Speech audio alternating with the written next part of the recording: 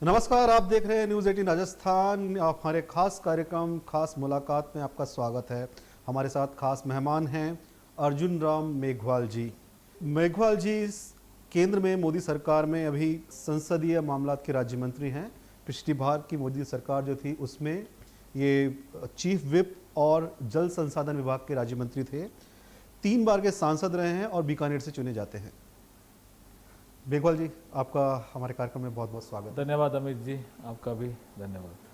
मंत्री जी, आप प्रशासनिक अधिकारी रहे हैं और वहाँ से आप पॉलिटिशियन बने हैं, तो प्रशासनिक अधिकारी से पॉलिटिशियन बनने का आपका ये सफ़र कैसा रहा?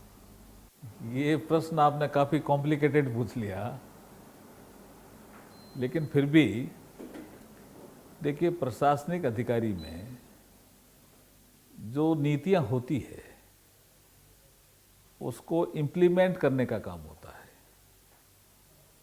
और जब वो जनप्रतिनिधि बन जाता है तो उसका कैनवास बड़ा हो जाता है और पॉलिसी बनाने में योगदान देता है। और पॉलिसी बनाने में योगदान देने की जो बात थी वो मेरे मन में थी कहीं न कहीं, इसलिए मेरी मन की इच्छा के अनुरूप भी ये काम हुआ और पार्टी ने मौका दिया।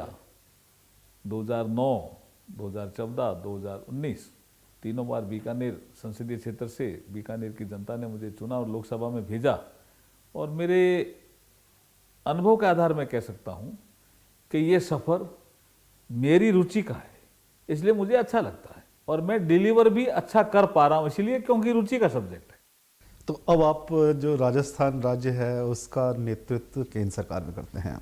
राजस्थान राज्य के बारे में, वहाँ का एक प्रतिनिधि होने के रोल में आपका राजस्थान को लेकर क्या प्राथमिकताएं हैं?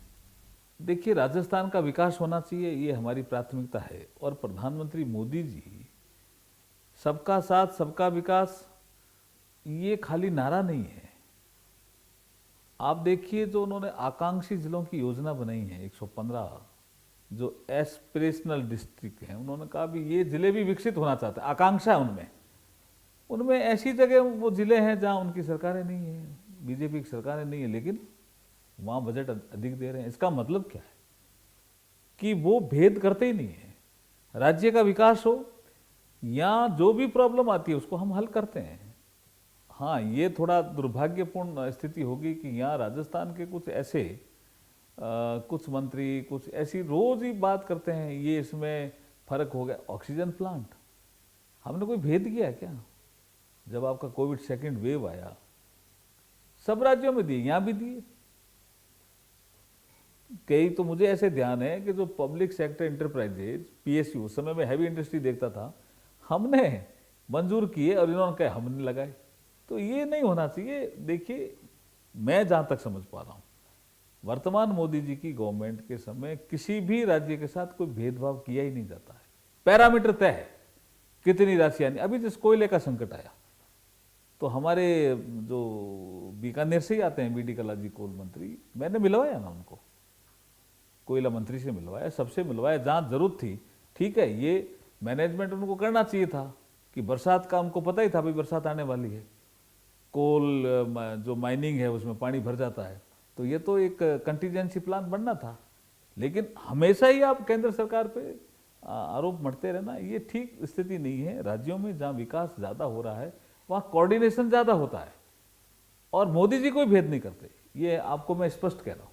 हाँ, ये हमने देखा है कि अभी खासतौर से कोविड टाइम में ये भी बात सही है कि जो यहाँ कांग्रेस है, जो सत्ता पक्ष है, ये कहता है कि 25 के 25 सांसद लगातार 2 बार से बीजेपी और बीजेपी समर्थित ही हैं। लेकिन कोविड टाइम के अलावा उनका जैसे ईस्टर कैनल प्रोजेक्ट, मतलब बहुत सारी चीज़ें हैं, उनके बारे में वो कहते हैं कि राजस्थान का जो रिप्रेजेंटेशन है वो ढंग से नहीं रख पाते हैं। 25 सांसद होने के बावजूद राजस्थान को हक नहीं मिल पाता। तो क्या उनके आरोप सही है? नहीं नहीं, उन आरोप में कहीं कोई दम ही नहीं है जी। मैं ही क्या कह रहा हूँ, ये पीएमजीएसवाई की रोड मिली, ये किसके कहने से मिली जी? एमपी उसमें मेंबर होता है, चेयरमैन, मेंबर ही नहीं है, चेयरमैन होता है जिले में, वो रोडें तय करता है। इतनी रोडों का हम जिले में प्लान बना रहे हैं, बजट नितिन गडकरी जी देते हैं, central road fund, central road infrastructure fund, ये कौन ला रहा है पैसा? एमपी ला रहे हैं। ये मेडिकल कॉलेज बन रहे हैं, हाँ ठीक है, आप शिलान्यास कर रहे हो, इम्प्लीमेंटिंग एजेंसी स्टेट गवर्नमेंट है इसलिए आप, लेकिन मोदी जी का आने से पहले कितने मेडिकल कॉलेज थे जी देश में? मेडिकल कॉलेज की पॉलिसी किसने बनाई, ये मुद्दा है। मोदी जी ने आते ही सोचा कि ये हमारा ग्रे एरिया है, जब तक मेडिकल कॉलेज में डॉक्टर पैदा नहीं होंगे, डॉक्टर गांव में जाएंगे कहां से, इसलिए मेडिकल कॉलेज बनाओ। लेकिन ये क्या कहते हैं, हमने मेडिकल कॉलेज बनाया। भाई स्कीम कौन लाया, स्कीम कौन लाया? और कोई भी स्कीम हो, चाहे उसमें एमपी का योगदान तो होता ही होता है। आप जिले में ले लीजिए, आप सेंटर में ले लीजिए, कहीं कोई बात अटकती है तो वो एमपी जाकर के कंसर्निंग मंत्री को कहता है कि भाई मेरे क्षेत्र में साइंस सिटी अटकी हुई है, साइंस सेंटर ये दीजिए। मैं जैसे अभी कल्चर मिनिस्टर से देखता हूँ तो मैं देखता हूँ कई एमपी मेरे पास आते हैं कि साहब मेरा ये एएसआई की साइट है, इस साइट में काम ढंग से नहीं। ऐसा कहना आसान होता है, इसमें क्या करते हैं ये आजकल, इनको इनसिक्योरिटी जैसा या तो वर्तमान नेतृत्व को, कांग्रेस को फील हो गया, क्योंकि दो खेमों में बटी हुई सरकार तो है ही, तो उनको लगता है एमएलए को तो कुछ मत बोलो, वो तो पता नहीं क्या क्या कर रहे हैं जी, एमपीओ को बोलो, जैसे मोदी की पॉपुलैरिटी कम हो। ये ठीक नहीं है विषय, ये विषय ठीक नहीं है। तो उसका कहीं ना कहीं माइलेज मोदी जी को मिलता तो होगा। मिल रहा है ना। आप देखिए, जब से गुजरात में थे तब से लेकर के कितनी आलोचना झेली है जी प्रधानमंत्री मोदी जी ने, उफ ही नहीं की। काम करते हैं, ये कर्म योगी हैं, कर्मशीलता में विश्वास करते हैं।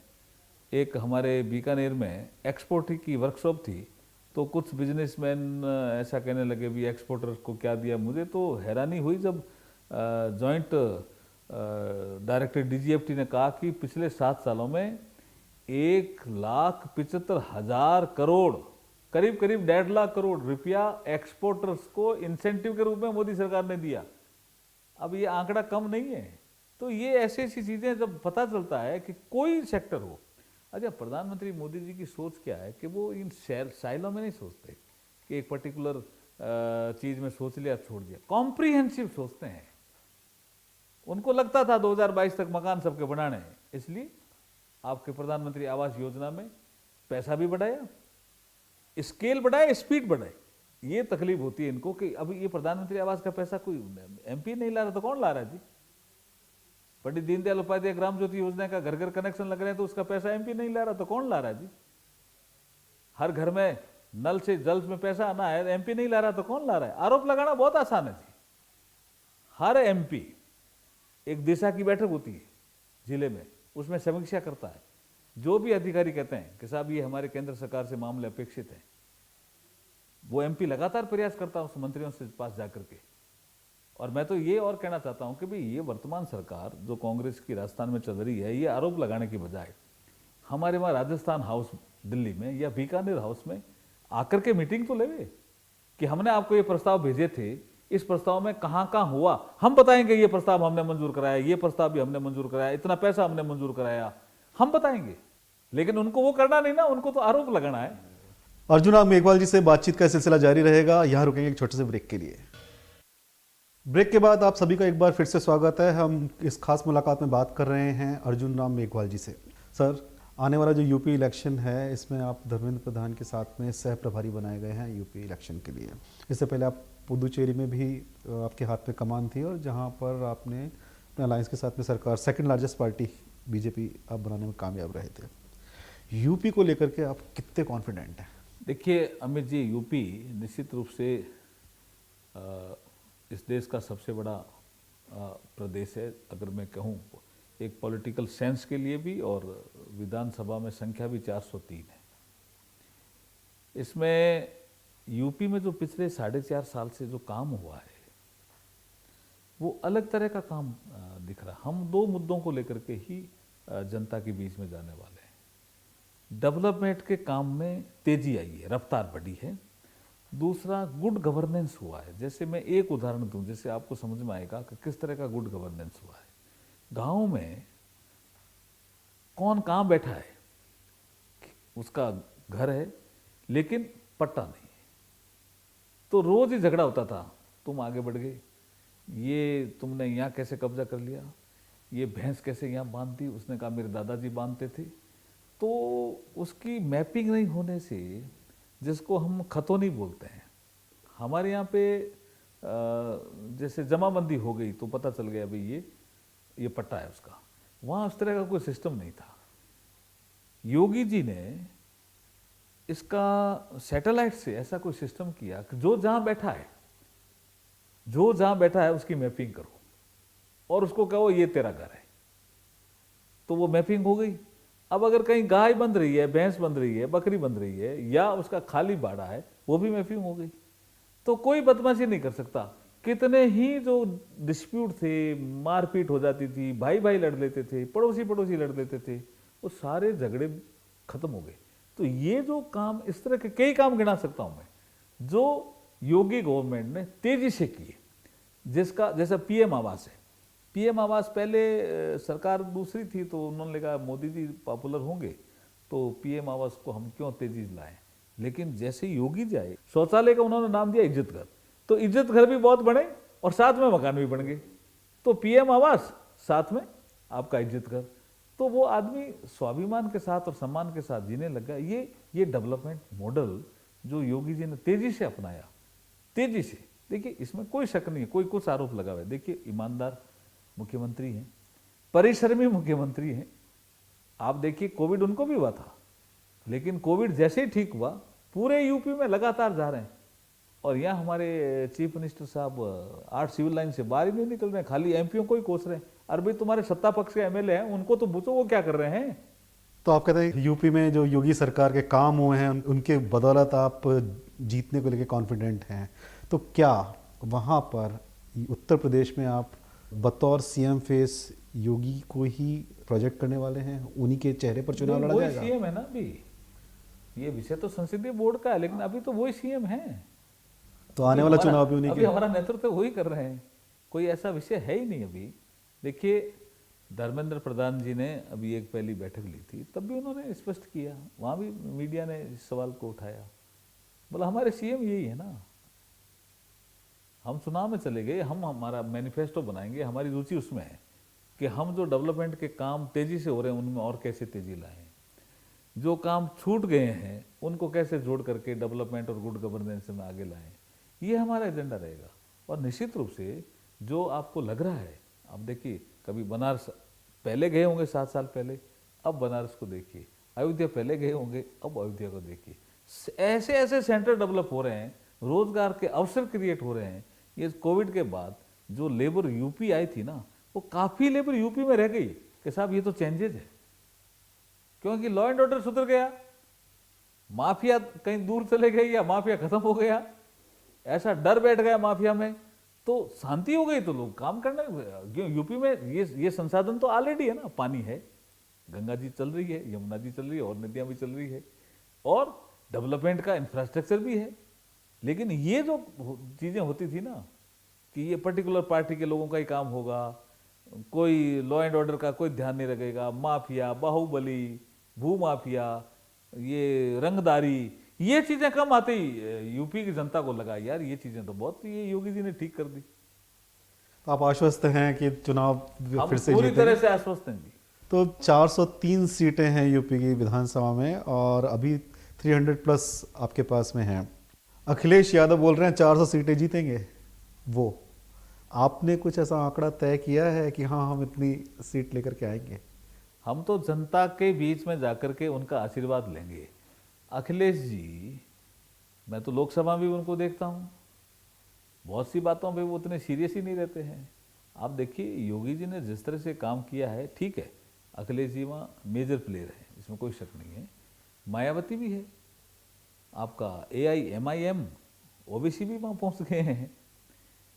लेकिन जितना हम लोगों का एक संगठन की जो मजबूती है, हमारा बूथ लेवल वर्कर, हमारा पन्ना प्रमुख, हमारा क्षेत्रीय अध्यक्ष, जिस तरह का हमारा जिला अध्यक्ष, जितना हमारा मंडल अध्यक्ष, जो हमारी रचना है ना, वो किसी पार्टी की नहीं है जी। नीचे तक हमने हमारे संगठन को खड़ा कर दिया, और जो काम किया है योगी जी ने और मोदी जी की जो नीतियां हैं, जिसका इंप्लीमेंटेशन यूपी में हुआ, वो धरातल पे दिख रहा है लोगों को।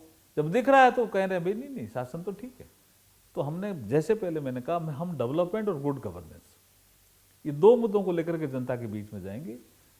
राष्ट्रीय स्तर पर प्रधानमंत्री मोदी जी का नेतृत्व है, उन्होंने इंप्लीमेंट जो योगी जी ने योजनाएं की है उसको लेकर के जाएंगे, और मुझे पूरा विश्वास है जनता आशीर्वाद देगी। इन सब के बीच में एक बहुत महत्वपूर्ण मुद्दा है जिसको हम इग्नोर नहीं कर सकते, वो किसान आंदोलन। यूपी में ख़ास तौर से पश्चिमी यूपी और जो जाट बाहुल्य क्षेत्र है वहाँ पर इस आंदोलन का असर होना या नहीं होना कितना मानते हैं आप? नहीं, किसान आंदोलन को हम भी कभी इग्नोर नहीं किया। हमने हमेशा ये कहा है कि हम वार्ता के लिए तैयार हैं। अब पर्टिकुलरली यूपी की बात करें तो दो पॉकेट हैं जहाँ ये किसान आंदोलन, एक तो तराई का क्षेत्र है जिसको हम हमारे इस ब्रज क्षेत्र में एक पीलीभीत लोकसभा आती है, उसमें जो सिख कम्युनिटी रहती है वो इस आंदोलन से काफ़ी जुड़ी हुई है। और पश्चिमी उत्तर प्रदेश में हम अगर मेरठ, सहारनपुर, बागपत, श्यामली इनकी बात करें तो यहाँ भी इसमें आंदोलन में लोग इसमें शरीक होते हैं। और इधर मैं बात करूँ ब्रज में तो कुछ आगरा, मथुरा और अलीगढ़ यहाँ के कुछ पर्टिकुलर एक कम्युनिटी के लोग इसमें इन्वॉल्व होते हैं। लेकिन जब हम धरातल पे जाके बात करते हैं तो वो ये हमारे साथ इस बातचीत में मानते हैं कि कानून तो अच्छे हैं, लेकिन हमारे अब राकेश टिकैत जी ने ये पकड़ लिया। अब देखिए ये चीज उनके भी ध्यान में है कि भानु प्रताप कमेटी कब बनी थी, हमारे पीरियड में नहीं बनी, 89 में। तब से एग्रीकल्चर में रिफॉर्म होना चाहिए ये बात चल रही है। ये रिफॉर्म मोदी जी ने किया और उसके बाद किसानों के डीबीटी के माध्यम से जब पैसा जाना डायरेक्ट लगा तो किसान भी खुश है। उन्होंने कहा नहीं बात तो ठीक कह रहे हैं, एमएसपी भी लगातार बढ़ रही है और डीबीटी के माध्यम से हमें पैसा भी मिल रहा है, तो गलत क्या है? हमने कोई ये तो कहा ही नहीं है मंडी बंद हो जाएगी। हमने कहा मंडियों के साथ साथ एक ऑप्शन और है, लेकिन मंडियां बंद हो जाएगी। झूठ का प्रचार चल रहा है ना। चुनाव में हम निश्चित रूप से जनता के बीच में जाकर के हाँ चैलेंज है, इसमें कोई शक नहीं है, क्योंकि जो मिस इन्फॉर्मेशन कैंपेन होता है, नेगेटिविटी कई बार फैल जाती है, लेकिन निश्चित रूप से हम दूर करेंगे। बातचीत का सिलसिला जारी रहेगा, यहाँ रुकेंगे एक छोटे से ब्रेक के लिए। ब्रेक के बाद आप सभी का एक बार फिर से स्वागत है। मेघवाल जी, यूपी के बाद अब बात करेंगे हम राजस्थान की। राजस्थान में हाल ही में बीजेपी का चिंतन शिविर अभी हुआ है, 4 साल बाद हुआ है। 4 साल बाद हुए इस चिंतन शिविर के मायने बीजेपी के लिए क्या रहे और इस मंथन से क्या निकला है? ये जो चिंतन शिविर की जो हमारी बैठकें होती है ना, भारतीय जनता पार्टी की जो ऐसी रचना है संगठन की, हम मंडल लेवल पे भी बैठते हैं, हम बूथ लेवल पे भी बैठते हैं, जिला लेवल पे भी बैठते हैं और प्रदेश स्तर पे भी बैठते हैं, और ये चिंतन बैठक के माध्यम से चिंतन भी करते हैं। ये बहुत अच्छी चिंतन बैठक हुई है जो हमारी अभी कुंभलगढ़ हुई है 2 दिन 21-22 सितंबर को। और इस बैठक में हमारे राष्ट्रीय महामंत्री संगठन BL संतोष जी भी आए थे, हमारे प्रभारी अरुण सिंह जी भी थे, और जो अपेक्षित संख्या थी, जैसे करीब 41 के आसपास अपेक्षित संख्या थी, उसमें 38 लोगों ने भाग लिया और बहुत अच्छी बैठक थी। और 2 दिन चिंतन करके जब हम उठे थे तो हमारे सामने मिशन 2023, मिशन 23 एकदम हमारे सामने था, रोड मैप हमारे सामने था, और रोड मैप को हम तैयार करके उठे। मिशन 23 जो चुनाव 2023 में होने वाले हैं, ज़्यादा दिन बाकी हैं नहीं उसमें। यहाँ देख रहे हैं हम कि पार्टी में कई चेहरे हैं जो नेतृत्व करने के लायक हैं, केंद्रीय नेतृत्व भी मानता है, यहाँ के लोग भी मानते हैं। आपको क्या लगता है पार्टी का फेस कौन होगा, कौन होना चाहिए? देखिए अमित जी, फेस का अभी कोई विषय ही नहीं है जी। अभी विषय है कि हम संगठन को कैसे मजबूत करें। हमें पिछले बार जो हमारा विधानसभा का चुनाव था, हम वोटों की दृष्टि से देखें तो कांग्रेस और बीजेपी में 2.5-3 लाख वोटों का ही अंतर था, लेकिन सीट में अंतर बढ़ गया। तो हम कितनी ऐसी सीटें हैं जो हम 5,000 के अंतर से जीते हैं या हारे हैं, इन सीटों पर हम फोकस कर रहे हैं। हमारी रणनीति पहले चुनाव जीतने की है, और ये विषय कई बार मीडिया में कई बार मैं देखता हूँ, कई बार हमारे अरुण सिंह जी जो हमारे प्रभारी हैं उनके सामने भी आया, उन्होंने साफ साफ कहा, मैं भी वो रिपीट कर रहा हूँ कि हमारी पार्टी में संसदीय बोर्ड की एक व्यवस्था है, और संसदीय बोर्ड ही तय करता है कि जो हम चुनाव लड़ रहे हैं वो किसी फेस के साथ लड़ रहे हैं या हम जॉइंटली लड़ रहे हैं, ये संसदीय बोर्ड ही तय करता है। तो अभी का ये विषय ही नहीं है, अभी हम संगठन को मजबूत करने में लगे हुए। आपके संगठन मंत्री वो बोल के भी गए हैं, कर्म करे जाओ फल की चिंता बाद में रखना, उन्होंने बोला है ये। लेकिन फिर भी हम देखते हैं कि यहाँ आए दिन मतलब कुछ ना कुछ ऐसा होता रहता है जब टकराव के हालात हो रहे हो। नेता भले ही ना करें, समर्थक तो अपनी जगह पर हैं ही, वो तो चाहते हैं हमारा नेता आगे बढ़े। तो ऐसे में क्या होता है, पोस्टर्स की राजनीति भी होती है, यात्राएं भी निकलती हैं, समर्थक मंच भी बनते हैं। एक सीनियर लीडर, 3 बार के आप एमपी हैं, आप एक सीनियर लीडर होने के नाते इन सब चीज़ों को किस तरीके से देखते हैं? देखिए, मैंने आपको पहले ही कहा ना, ये पोस्टर वाले विषय पे हमारे यहाँ बहुत चिंतन हुआ। भाई जहाँ हमारी सरकार होती है ना, जहाँ हमारी सरकार होती है, मुख्यमंत्री और हमारा प्रदेश अध्यक्ष के फोटो होते ही होते हैं। जहाँ सरकार नहीं होती है, एक तो हमारे प्रधानमंत्री और प्रदेश राष्ट्रीय अध्यक्ष जी के फोटो हो गए, और प्रदेश में मुख्यमंत्री और प्रदेश अध्यक्ष। जहाँ हमारी सरकार नहीं होती है, वहाँ नेता प्रतिपक्ष और प्रदेश अध्यक्ष। ये हमारी एक प्लानिंग है। उसके अलावा जहाँ भी फोटो लगते हैं, जिनका आप नाम ले रहे हो, उनके भी खूब फोटो लगे हैं, ऐसी बात नहीं है, कई जगह लगे हैं। उनके जन्मदिन के समय भी लगे हैं। वो हमारे राष्ट्रीय उपाध्यक्ष भी है। और ये देखिए, मीडिया में जो विषय आता है वो एक अलग ढंग से कई बार उसको प्रसारित कर देते हैं। हमारे यहाँ ये विषय नहीं है जो मैं समझ पा रहा हूँ। जैसे आपने कहा कि भाई आप 2009 से पॉलिटिक्स में हो, और मैं चीफ व्हिप भी रहा और मंत्री भी लगातार, राज्य मंत्री तो रह ही रहा हूँ। तो ऐसी स्थिति में जब मैं देखता हूँ ऊपर हमारे सेंट्रल लीडरशिप को, यहाँ देखता हूँ, तो वो कहते हैं ये विषय ही नहीं है। ये विषय तो संसदीय बोर्ड के पास आएगा ना। आपका विषय, आप अपना संगठन मजबूत करो, आपके जो दायित्व दिया उस दायित्व के अनुरूप काम करो, और उसी में हम लगे हुए। राजनीति के बाद अब बात आपकी करते हैं। ये हम पिछले 1.5 साल से देख रहे हैं कि कोविड टाइम में लोगों का जो है वो सेहत के प्रति जागरूक हुए हैं, फिटनेस के प्रति जागरूक हुए हैं। एक साइकिल का ट्रेंड बहुत चला है ना, साइकिल ग्रुप्स बहुत आ रहे हैं। लेकिन आपको हमने देखा है दिल्ली में बहुत बार साइकिल चलाते हुए देखा है। तो साइकिल वाली जो सोच है ये क्या है? नहीं, ये देखिए अमित जी, ये कार्बन एमिशन को कम करने के लिए हमें कुछ 100 मोटो प्रयास करने चाहिए। मैं इन्वायरमेंटल जो आर्टिकल हैं उनको भी पढ़ता रहता हूँ। जो पेरिस एग्रीमेंट हुआ उसमें हम नागरिकों की भी ड्यूटी है कि हम कार्बन एमिशन को कम करें। तो 100 मोटो एक्शन करेंगे तो हमारे पीछे पीछे कुछ लोग और भी उसको फॉलो करेंगे। इसमें साइकिल चलाने का एक फिटनेस का विषय तो है ही, वो निश्चित दिखता है, लेकिन इसमें बड़ा विषय जो है वो कार्बन एमिशन को कम करने का है। कि कभी कभी हम साइकिल से 3 किलोमीटर जाना भी साइकिल से, सब्जी मंडी जाना भी साइकिल से। अभी तो मैंने 18 किलोमीटर साइकिल चलाई बीएसएफ के जवानों के साथ, जो जम्मू से चले हैं, दांडी तक जाएंगे। 100 बीएसएफ के जवान हैं, उनके साथ मैंने बीकानेर में बीएसएफ परिसर से लेकर के महाराजा गंगा सिंह यूनिवर्सिटी तक 18 किलोमीटर साइकिल चलाई। तो साइकिल चलाने से लोग मुझे देखते भी हैं, बोला अच्छा एमपी साहब भी चला रहे हैं, चलो हम भी चलाएंगे। एक प्रेरणा मिलती है कार्बन एमिशन को कम करने का विषय। हमसे बातचीत करने के लिए, हमारे इस खास मुलाकात में आने के लिए अर्जुन मेघवाल जी, आपका बहुत बहुत धन्यवाद। आपका भी धन्यवाद अमित जी, और हमें भी बहुत अच्छा लगा। Thank you. खास मुलाकात में आज बस इतना ही। खबरों के लिए आप देखते रहिए न्यूज़ 18 राजस्थान। नमस्कार।